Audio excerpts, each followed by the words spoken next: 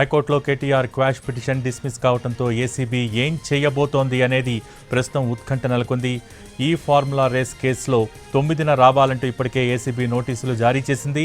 ఇప్పుడు దర్యాప్తు సంస్థ అప్పటి వరకు వెయిట్ చేస్తుందా లేదంటే ముందే చర్యలు చేపడుతుందా అనేది సస్పెన్స్గా మారింది. హైకోర్టు ఆర్డర్ వచ్చేంత వరకు వెయిట్ చేయనున్నట్టు తెలుస్తోంది.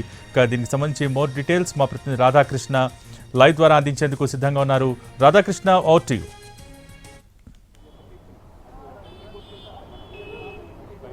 భోగి తెలంగాణ హైకోర్టు కేటీఆర్ దాఖలు చేసిన ఈ ఫార్ములా రేసుకు సంబంధించిన అంశంలో ఇప్పటికే క్వాష్ పిటిషన్ని కొట్టివేయడం జరిగింది. మరొక వైపు ఈ కేసులో అసలు ఏసీబీ ఏం చేయబోతుంది అనేది ఇప్పుడు $1 మిలియన్ ప్రశ్నగా మారిపోయింది. ఎందుకంటే ఈ కేసుకు సంబంధించిన దాంట్లో ఇప్పటికే 7వ తేదీ విచారణకు రావాలంటూ కూడా నోటీసులు జారీ చేయడం, ఆ తర్వాత రాకపోవడం, ఇప్పుడు 9వ తేదీకి మళ్ళీ రెండోసారి నోటీసులు జారీ చేయడం. మరి 9వ తేదీ వరకు ఏసీబీ వెయిట్ చేస్తుందా? అసలు ఏసీబీ ముందు లీగల్గా ఉన్న అవకాశాలు ఏంటి, ఏం చేస్తుంది ఏసీబీ అనేది మనతో మాట్లాడడానికి ముందుగా లీగల్గా ఏంటి అనేది ఒకటి అడుగుదాం. ఏంటంటే అసలు ఏసీబీ ఏం చేయబోతుంది? కేటీఆర్ ఇప్పుడు క్వాష్ పిటిషన్ కొట్టేసింది, మళ్ళీ 9వ తేదీ విచారణకు రమ్మన్నది. అప్పటి వరకు ఎదురు చూసే అవకాశం ఉంటుందా లేదా ముందే యాక్షన్ ప్లాన్ చేయొచ్చా?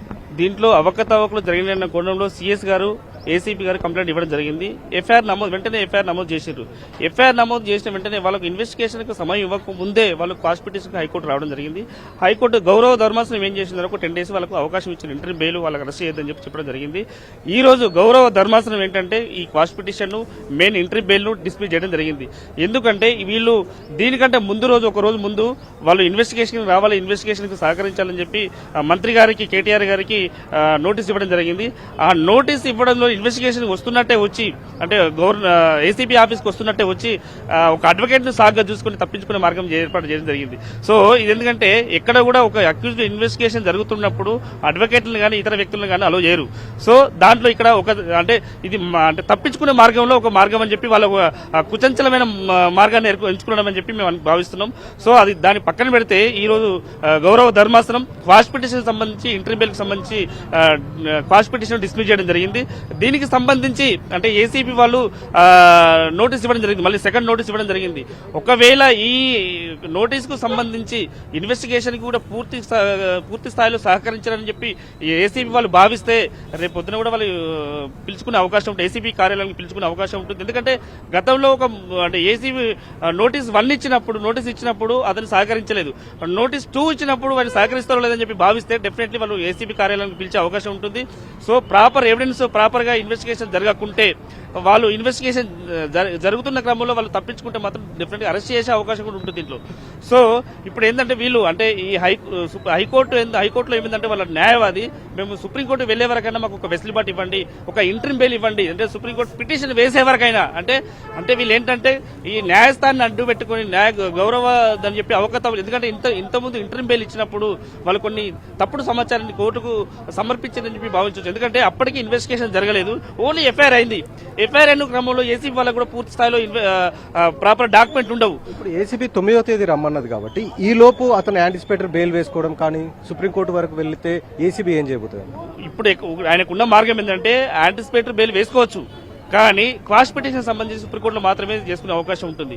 సుప్రీంకోర్టులో ఎందుకంటే ఇక సమయం లేదు కాబట్టి 9th వరకే ఉన్నది కాబట్టి ఒకవేళ ఇన్వెస్టిగేషన్ సహకరించడానికి భావిస్తే అరెస్ట్ చేసే అవకాశం కూడా ఉంటుంది. అంటే మొదటి నోటీస్ ఇచ్చినప్పుడు ఎలాగో అడ్వకేటు అది అని చెప్పి రాలేదు లోపలికి, కాబట్టి ఏసీబీ వాళ్ళకి కొంత అనుమానాలు ఉన్నాయి. 9వ తేదీ కూడా మళ్ళీ వస్తాడా రాడా, మళ్ళీ ఏదైనా సాకు చూపిస్తారని. అంటే ఈ లోపల 9వ తేదీ లోపల కేటీఆర్ దగ్గరికి వెళ్లి అతన్ని అదుపులోకి తీసుకునే అవకాశం ఉంటుందా, లేకపోతే విచారణకే అతన్ని నేరుగా రమ్మని పిలిచే అవకాశం ఉంటుందా? అంటే ఎక్కడ కూడా విచారణ జరుగుతున్న క్రమంలో అడ్వకేట్ ఎక్కడ కూడా అలౌ చేయరండి.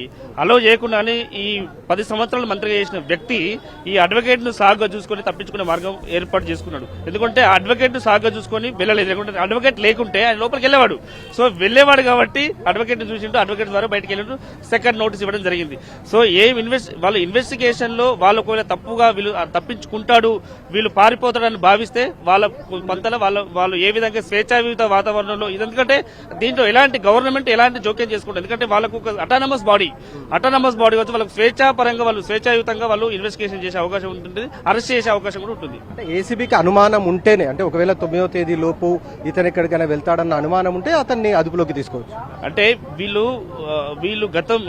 ఏంటంటే ఇన్వెస్టిగేషన్ కు సహకరించట్లేదు. సహకరించకుంటే ఏ విధంగా సహకరించాలి, ఎట్లా ఎవిడెన్స్ అంటే అక్యూజ్డ్ దగ్గర ఉంటేనే పూర్తి స్థాయిలో వివరాలు వస్తాయి. ఎందుకంటే ఆయన దానికి సంబంధించిన A2 A3 ఉన్నారు, వాళ్ళు కూడా నోటీస్ ఇవ్వడం జరిగింది, వాళ్ళు కూడా సమయం కోరిండ్రు. సో ఈ A1 అంటే మెయిన్ ఆ కంపెనీతో డీల్ చేసిన వ్యక్తి ఇతను కాబట్టి సో ఇతన్ని పరిగణలోకి తీసుకునే అవకాశం ఉంటుంది.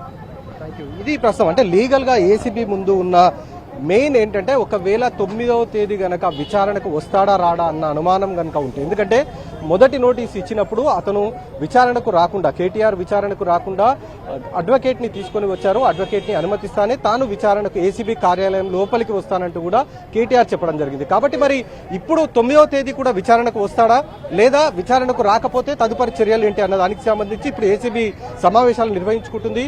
9వ తేదీ విచారణకు వస్తే ఎలాంటి చర్యలు చేపట్టాలి, కేవలం అతన్ని విచారించి వదిలేయాలా లేదా తదుపరి చర్యలు ఏమైనా చేపట్టాలా? అలాగే ఇప్పుడు హైకోర్టు ఆర్డర్ కూడా ఉంది, క్వాష్ పిటిషన్ కొట్టివేసింది కాబట్టి హైకోర్టు ఆర్డర్ కాపీ వచ్చేంత వరకు వెయిట్ చేస్తారా లేదా ఇతను మళ్ళీ కేటీఆర్ ఏమైనా యాంటిసిపేటర్ బెయిల్ కి ఒకవేళ అప్లై చేసుకోవాలనుకున్నా కూడా అతను నేరుగా సుప్రీంకోర్టుకు వెళ్లాల్సి ఉంటుందనేదే లీగల్ గా అడ్వకేట్స్ మనకు చెప్తున్నారు. ఇక్కడ హైకోర్టులో లేదు, సుప్రీంకోర్టుకు వెళ్తాడు, సుప్రీంకోర్టులో లీగల్ గా అతను యాంటిసిపేటర్ బెయిల్ వేసుకోవచ్చు అనేది ఒకవైపు చెప్తున్నారు. మరి ఏసీబీ 9వ తేదీ వరకు వెయిట్ చేస్తుందా లేదా అన్నది వేచి చూడాల్సిన పరిస్థితి. ఎందుకంటే ఎవరైనా సరే అభియోగాలు మోపిన వ్యక్తి దర్యాప్తుకు సహకరించకపోతే వాళ్ళని ఖచ్చితంగా అదుపులోకి తీసుకుంటారు.